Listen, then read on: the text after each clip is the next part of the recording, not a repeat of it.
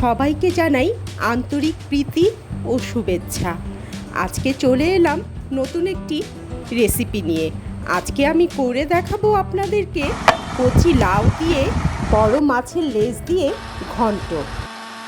একটি ব্লেন্ডারের জারে কিছু পেঁয়াজ কুচি আর কয়েকটি কাঁচামরিচ দিয়ে ব্লেন্ড করে নিচ্ছি। তারপর মাছের লেজটাকে ভালো মতো মশলা দিয়ে কষিয়ে নিব। দিয়ে দিলাম 1 চামচ পেঁয়াজ কাঁচামরিচের পেস্ট, আদা বাটা, সামান্য হলুদ গুঁড়া, সামান্য মরিচ গুঁড়া, সামান্য ধনিয়া গুঁড়া। লাউ তরকারিতে আমার মা বলতেন সবসময় হালকা মশলা দিয়ে রান্না করতে। তারপর স্বাদ মতো লবণ দিয়ে মাছটাকে ভালো মতো কষিয়ে নিব।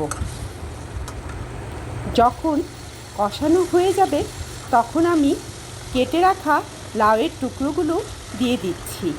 এবার একটি ঢাকনা দিয়ে ঢেকে দেব ভালো মতো লাউয়ের টুকরোগুলো সিদ্ধ হয়ে যাওয়ার জন্য। লাউ সিদ্ধ হয়ে গেলে আমি ঢাকনাটা খুলে মাছের লেজটিকে খুঁজে বের করব। তারপর মাছের লেজ থেকে কাঁটাটা সরিয়ে নিব যাতে খাওয়ার সময় মুখে কাঁটা না লাগে।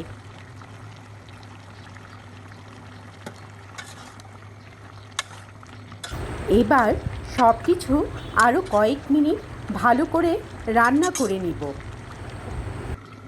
একটু পর পর ঢাকনা খুলে নেড়েচেড়ে দিতে কিন্তু ভোলা যাবে না। এভাবে মাছের লেজ দিয়ে লাউয়ের ঘন্ট রান্না করলে কিন্তু অসম্ভব মজা হয়। আপনারা একবার হলেও এভাবে রান্না করে দেখবেন।